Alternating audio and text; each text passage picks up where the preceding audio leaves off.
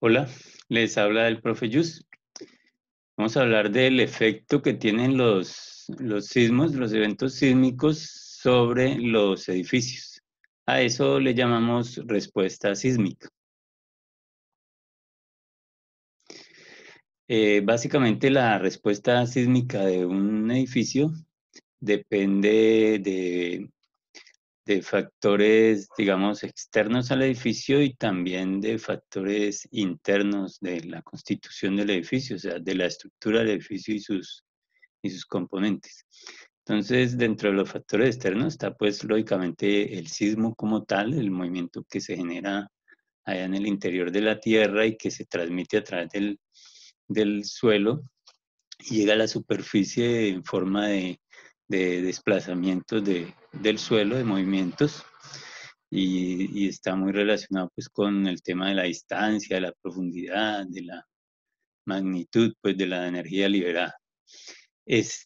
Pues eso se traduce en una frecuencia o periodo, ¿cierto? Que es la forma como el suelo se mueve. El suelo puede tener efectos de amplificación o de amortiguación, dependiendo de su dureza.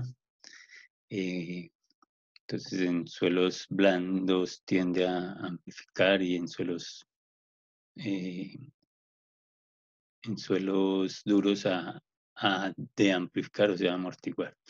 Bueno, y también depende de las características dinámicas del edificio. Entonces, básicamente, las características dinámicas, pues una forma de medirlas es con el periodo o la frecuencia. Y estas a su vez dependen de la rigidez y de la masa o peso del edificio, pues la relación ahí que hay entre la masa y el peso. La, la rigidez depende mucho del sistema estructural y también depende de las dimensiones, o sea, de esas relaciones que hay entre las longitudes de los elementos y su sección transversal. Llamamos inercia.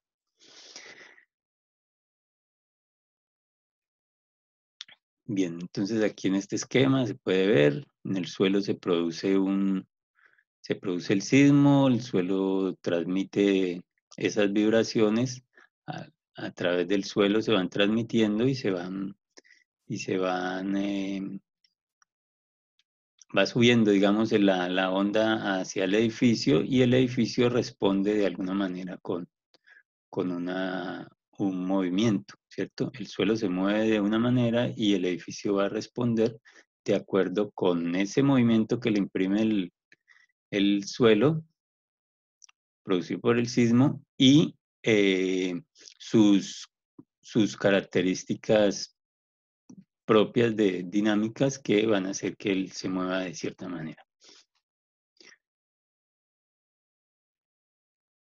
La corteza terrestre es la capa sólida externa del planeta, tan fina y poco resistente como puede ser la nata que se solidifica en un vaso de leche caliente.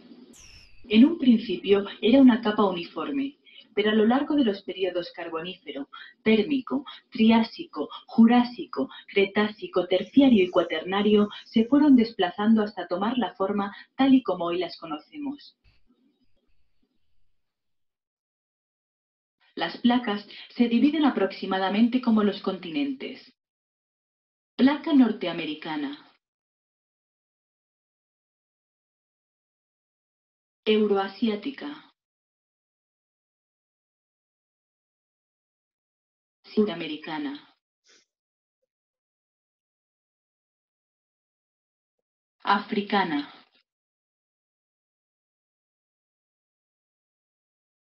indoaustraliana y antártica.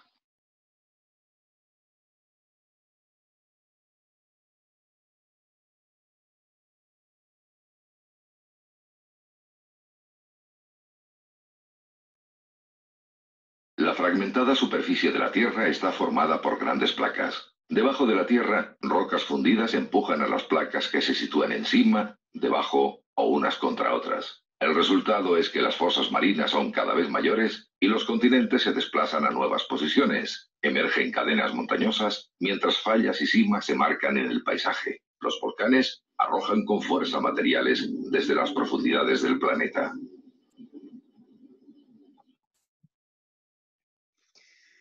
La corteza terrestre es la capa sólida La externa fragmentada del... superficie de la Tierra. Bien, estas dinámicas pues, del planeta, entonces son las que generan esos movimientos, ¿cierto? Esa es la teoría más aceptada hasta el momento. Básicamente, entonces, la onda lo que hace es transmitirse a través del suelo y generar los movimientos, que es lo que nosotros llamamos temblores o sismos o terremotos. Recuerden que esas tres palabras son sinónimos, ¿cierto? Terremoto es temblor de tierra y entonces y temblor es exactamente lo mismo, o sea, no, esa diferenciación, digamos, cualitativa que nosotros hacemos, sobre todo aquí en Latinoamérica, de que terremoto es que es fuerte y temblor es que es suave, eso no es una diferenciación, digamos, técnica. Bien, entonces, ¿cuál es el efecto, digamos, del suelo en el movimiento de los edificios? ¿Cuál puede ser el efecto? Entonces, aquí tenemos un modelo donde tenemos una representación, un modelo que representa un suelo duro, esto es como una caja de madera, y una representación de un suelo blando, esto es una espuma, un bloque de espuma. Y aquí hay dos edificios con las mismas características, la misma altura y la misma sección de su elemento y el mismo material. Entonces, ¿cuál de los dos sería el que tendría mayores amplificaciones por un movimiento sísmico? Entonces vamos aquí este es el simulador sísmico de la Universidad del Valle. Aquí se hace el ensayo de los modelos y lo que se hace es que se le va aplicando un movimiento, se le va imprimiendo un movimiento al suelo que cada vez va aumentando, digamos, empieza suave, como se va moviendo el cursor del mouse, suave, suave, y se va amplificando hasta que es un movimiento así muy rápido. Entonces eso es lo que se llama un barrido de frecuencias. Recuerden que la frecuencia es las veces, es como el conteo de las veces que un oscilador, algo que oscila, que va y viene, el número de veces que ese elemento va y viene, digamos, en un segundo. Entonces, una frecuencia alta es un movimiento rápido, ¿cierto? Porque se repite muchas veces en un periodo de tiempo. Una frecuencia baja es un movimiento, digamos, lento, porque se repite pocas veces en un periodo de tiempo. Normalmente el periodo de tiempo que se toma es del segundo y esa medida se llama Hertz. Entonces, el Hertz es el número de ciclos o de oscilaciones que un oscilador hace en un segundo. Observemos entonces.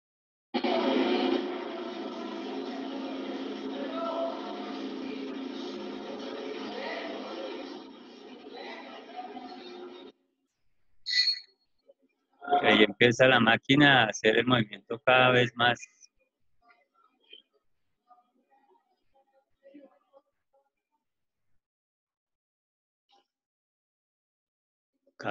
rápido, o sea, una frecuencia más alta.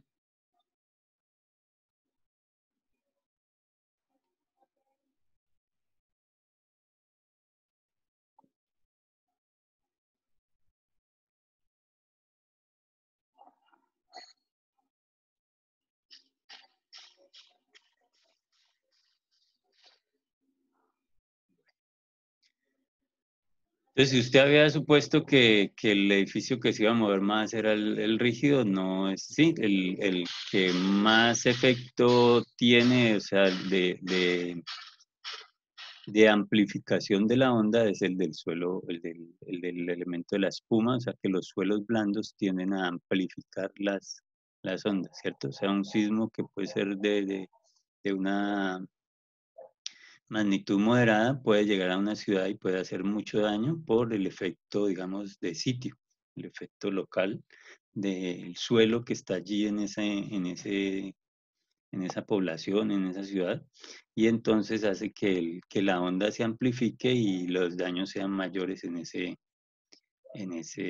espacio, pues en ese sitio. Bien, entonces básicamente el efecto de los sismos es un movimiento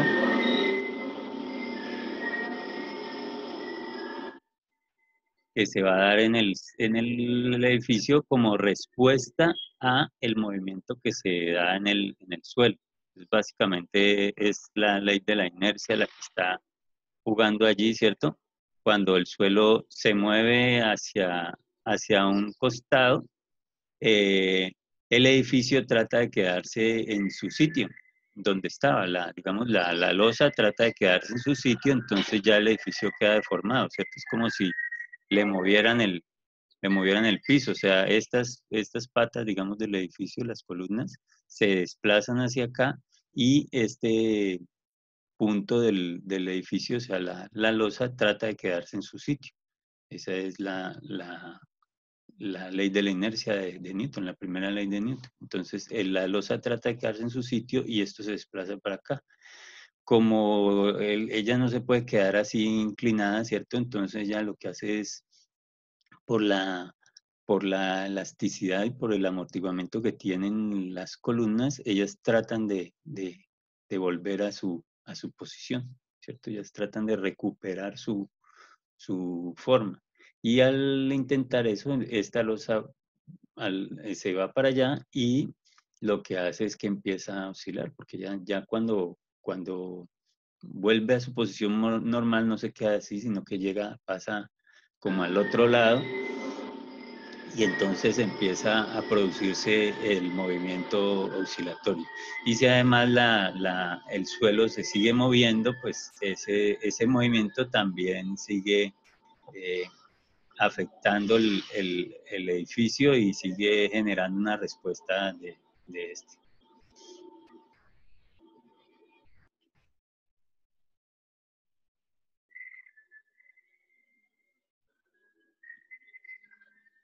Estos videos se hicieron en el laboratorio de Ingeniería Civil y Geomática de la Universidad del Valle, en el simulador civil.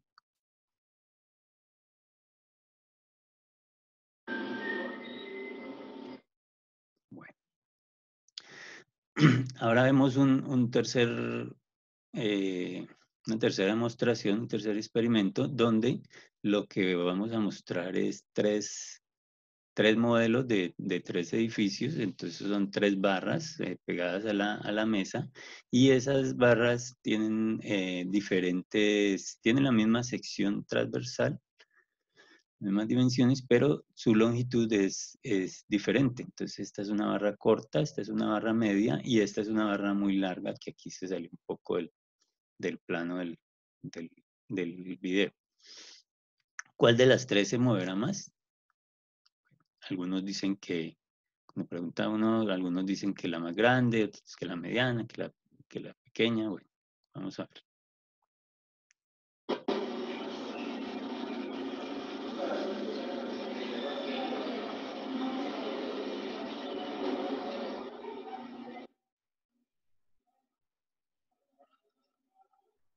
Pues ahí observamos que inicialmente hubo un movimiento mayor de la barra grande, pero luego se empezó a mover la barra de la mitad y la barra grande prácticamente se quedó quieta.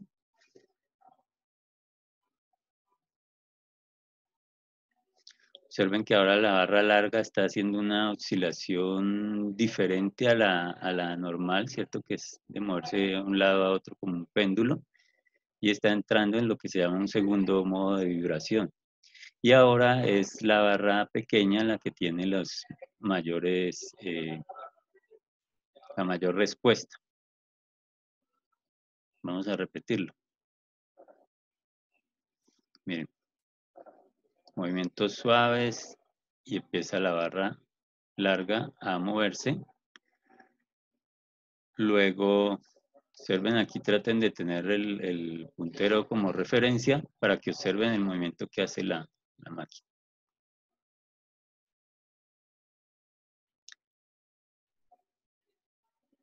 Allí es el segundo modo, va a entrar el segundo modo en la barra larga. Observen que es como si se quedaran quietos los arriba y abajo y el movimiento se diera es en el centro, ¿sí? Por eso tener, digamos, elementos muy masivos en un punto, digamos, del edificio puede ser peligroso. Por ejemplo, esas llamadas losas de transferencia, donde se hacen sistemas que tienen columna en el primer piso y el resto son muros.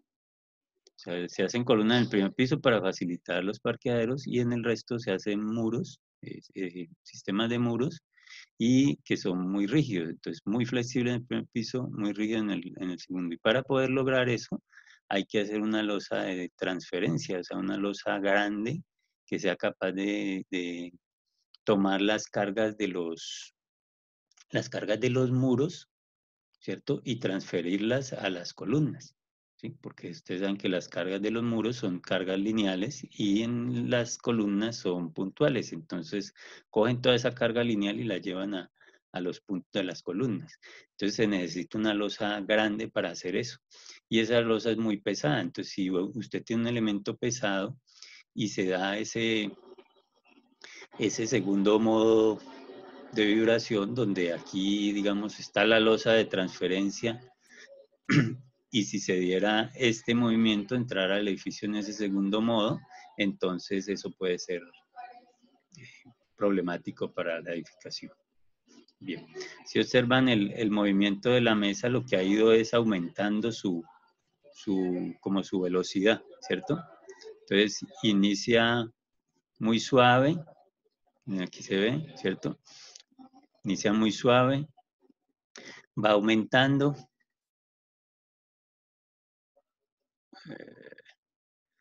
va aumentando, ¿cierto? Y a medida que aumenta, entonces la respuesta de los edificios va cambiando. Y va cambiando, entre más rápido se mueven más los edificios más bajos, ¿cierto? Cuando es lento se van a mover los edificios muy altos. Ahí ya es el edificio pequeño el que tiene los mayores desplazamientos.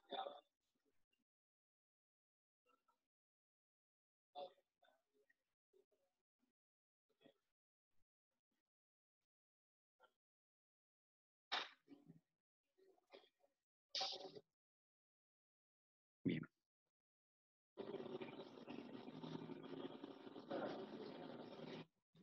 Bueno.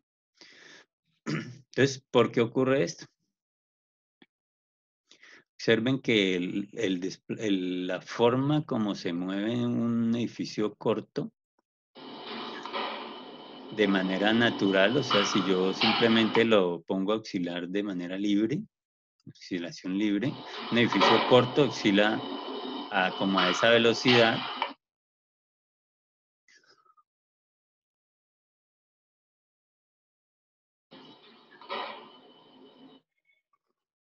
un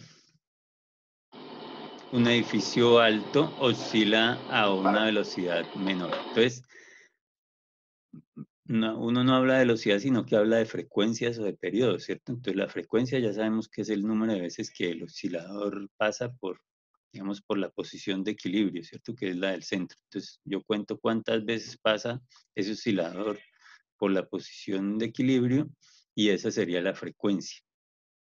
Ya el periodo es el tiempo que se demora en hacer una oscilación. O sea, sería otra forma de medir digamos, la velocidad de eso, ¿cierto? Entonces, ¿cuánto se demora en ir y venir este oscilador? Entonces, este oscilador, que es un oscilador largo, se demora un tiempo largo, ¿cierto? Pero tiene una frecuencia baja. Este oscilador, que es un oscilador corto, Se demora poco en ir y volver, pero pasa muchas veces por el mismo, por el punto de equilibrio. Entonces este tiene un periodo corto, pero una frecuencia alta. Entonces son inversamente proporcionales el periodo y la frecuencia, pero básicamente son como una forma de medir la velocidad de un oscilador.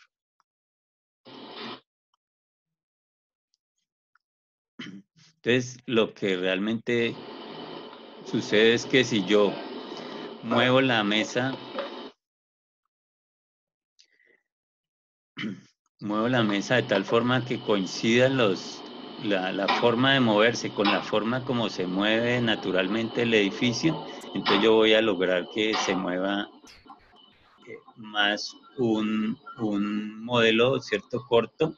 Digamos, para mover un modelo corto, el suelo tiene que moverse rápido. Para mover el largo, el suelo tiene que moverse lento. Ahí lo puedo mostrar nuevamente. Ese es el alto. Ahora el intermedio es un poco más rápido que el alto. Y para el pequeño, entonces tiene que hacer un movimiento bastante rápido.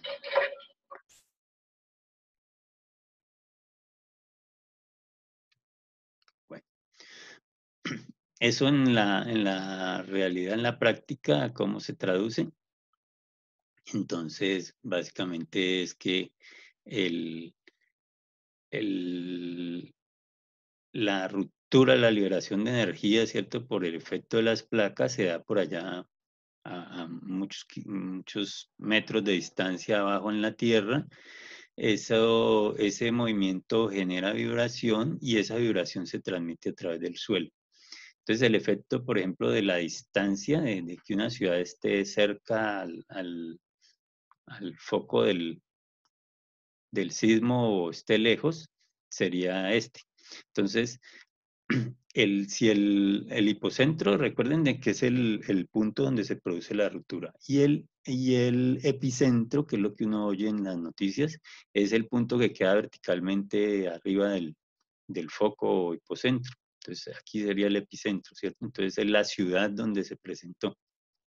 Entonces, las noticias dirían que el epicentro fue más o menos en esta ciudad, ¿cierto? Porque es lo más cercano, entonces se hace una referencia cercana.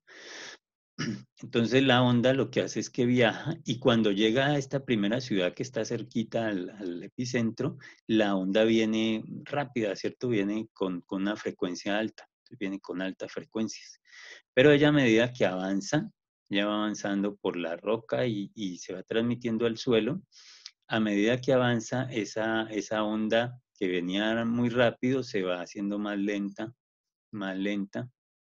y ya en la última ciudad ya es una onda de estas características, ¿cierto? Muy lenta. Entonces, ¿qué va a suceder? Si yo tengo 3 tipos de edificios en esta ciudad, uno muy alto, mediano y bajo, entonces los edificios que se van a afectar en esta ciudad son los edificios bajos, o sea, las casas, los edificios de 2, 3, 5 pisos, ¿sí? Dependiendo de qué tan rápido es esta frecuencia. Si yo veo en la segunda ciudad, entonces aquí la onda ya no está tan rápida, ya se ha amortiguado un poco, y entonces en esta ciudad los edificios que van a ser afectados van a ser los edificios de altura intermedia. Y si sigue avanzando el sismo, vamos a la ciudad que sigue, y entonces aquí como la onda viene muy lenta, ¿cierto? Con una frecuencia baja, entonces los edificios que van a afectarse son los edificios de periodos largos, o sea, los edificios altos. Y entonces por eso cuando ocurren sismos, por ejemplo, el que ocurrió en Armenia en el año 99, se cayeron casas, ¿cierto? La mayoría eran casas de 1 o 2 pisos y a los edificios altos no les pasó nada, no se vieron afectados. En cambio, por ejemplo, en sismos como hubo un sismo en México, creo que en el 85, donde los edificios más o menos altos fueron los más afectados y fue un sismo que fue de unas frecuencias bajas, entonces tuvo mayor afectación en ciertos tipos de edificios. sea que si yo vivo, digamos, si yo vivo aquí y nunca la casa mía nunca ha sido afectada, no quiere decir que esté bien hecha, sino que los sismos que han ocurrido han sido sismos lejanos y entonces nunca ha habido una frecuencia, nunca el sismo que ha ocurrido, los sismos que han ocurrido han tenido frecuencias que hagan que mi edificio se mueva de tal forma que se pueda dañar, ¿sí? Entonces, eso de que no, es que ese edificio lleva 30, 40 años y no le ha pasado nada, no significa que es que está muy bien hecho y que no tiene problemas, digamos, desde el punto de vista de la sismoresistencia. Bien, entonces estas son las características, ¿cierto? Es el sismo, ¿cierto? La excitación que se presenta ya en la roca y que se transmite al suelo y que de acuerdo con el suelo y su dureza, esa onda puede amplificarse o amortiguarse. Un poco aquí diría que si las características del suelo en las que está este edificio, digamos, fuera un suelo blando, eso podría hacer que este sismo, que normalmente no afectaría a ese tipo de edificios, lo llegue a afectar porque haga que la onda se amplifique en ese punto. Entonces, que la onda se vuelva de una frecuencia más alta, que la frecuencia de la onda aquí en este punto sea muy alta, así en este punto sea intermedia, ¿sí? Y entonces haga que también hayan casas que tengan daños, pero más que por el efecto, digamos, de la distancia al epicentro, sea por efecto local. Eso le llaman el efecto local, eso sea por las características del suelo en las que está asentado ese edificio. Bueno, los parámetros dinámicos, entonces hablamos del periodo que está en función de la masa y de la rigidez y de la frecuencia sí, de la masa y de la rigidez, ¿cierto? Y la masa, pues, es función de la gravedad, ¿cierto? Y la masa y la gravedad es lo que llamamos el peso. El peso es el efecto que tiene la gravedad sobre la masa y la rigidez está en función de la masa y de las, digamos, de las dimensiones de la estructura, perdón, del elemento, las dimensiones de la sección transversal del elemento y su longitud. Entonces, eh, un elemento muy largo, ¿cierto? Un elemento muy largo es poco rígido, porque es una división por un número grande, entonces este número se vuelve pequeño. Pero si tiene una masa grande, o sea que si tiene unas dimensiones grandes en sección transversal, entonces eso haría que este número de arriba fuera grande y la rigidez sea grande. Entonces, entre más sección tenga un edificio, sobre todo en altura, más rígido va a ser, un elemento, una columna, por ejemplo, entre más ancha sea, más dimensión tenga, más rígida va a ser. Pero entre más larga sea, menos rígida va a ser. Entonces tiene que haber un equilibrio entre esas relaciones.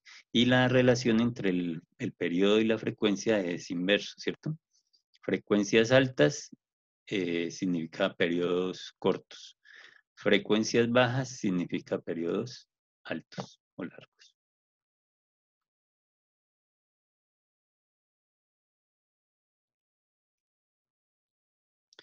Bien, esa es básicamente la explicación sobre la respuesta sísmica de las estructuras. Básicamente es esa son estos los parámetros que influyen en la respuesta de la edificación. Entonces es importante conocer pues el sismo y su magnitud, ¿cierto? Y sabemos que entre más magnitud tenga, pues porque hay más liberación de energía, entonces va a haber más movimiento del suelo y unas ondas más fuertes. Pero esas ondas también, dependiendo de la profundidad y de la distancia, van a afectar de una forma u otra. Entonces, un sismo de una magnitud muy fuerte a las ciudades cercanas se va a mover el suelo con frecuencias altas, entonces afectaría edificios bajos. Un sismo muy fuerte, pero si yo estoy a mucha distancia, entonces esa onda se va a ir disipando, y cuando llega a mi ciudad, entonces va a tener em, unas características, digamos, de,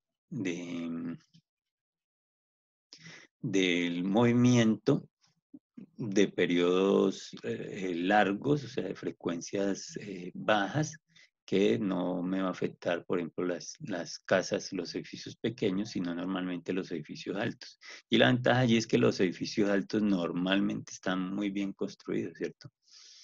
Mientras que en las casas hay muchas más deficiencias en construcción. Entonces, para que las casas se caigan, tienen que ser con sismos ahí muy cercanos. Es la conclusión que uno podría sacar. Pero hay un efecto del suelo que también podría afectar, ¿cierto? Entonces hay zonas que son zonas de suelos blandos que cualquier movimiento, cualquier onda que venga, que mm, normalmente no afectaría, termina afectando en esa zona porque esos suelos lo que hacen es amplificar las ondas, como la gelatina, ¿cierto? La gelatina, si usted toca el plato así, la gelatina vibra bastante. Si usted le hace un movimiento leve al plato, así un movimiento, y ella va a amplificar esa onda, así. Entonces, así funcionan más o menos los suelos cuando son suelos blandos y sobre todo esos suelos saturados, pues, con altos niveles freáticos y mucha agua ahí, pues, en su constitución, en su estructura.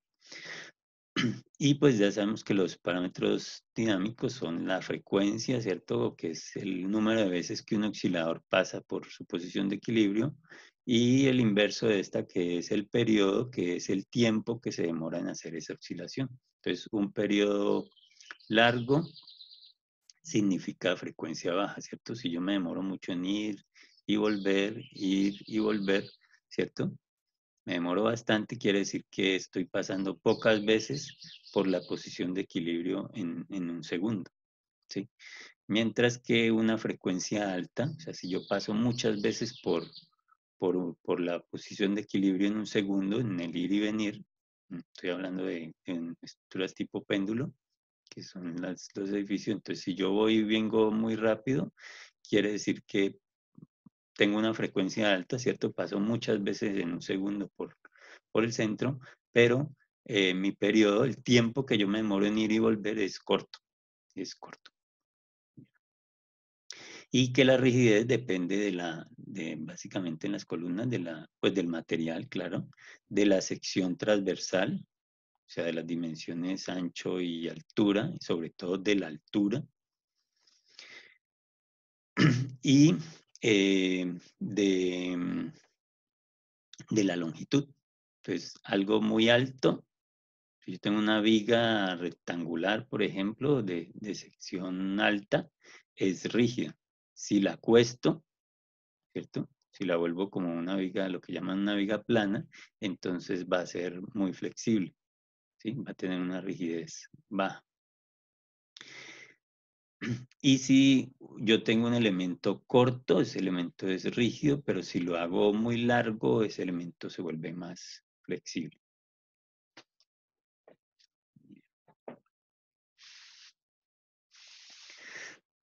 La rigidez también se define como la fuerza para producir un determinado desplazamiento, ¿cierto? Entonces, algo muy rígido es algo para lo que yo, por ejemplo, si el desplazamiento es de 1 centímetro, si yo tengo que hacer mucha fuerza para que algo se deforme 1 centímetro, ese elemento es muy rígido.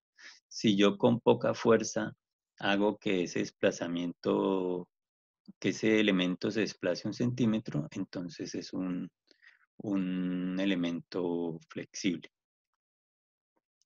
Bien, eso es todo. Muchas gracias.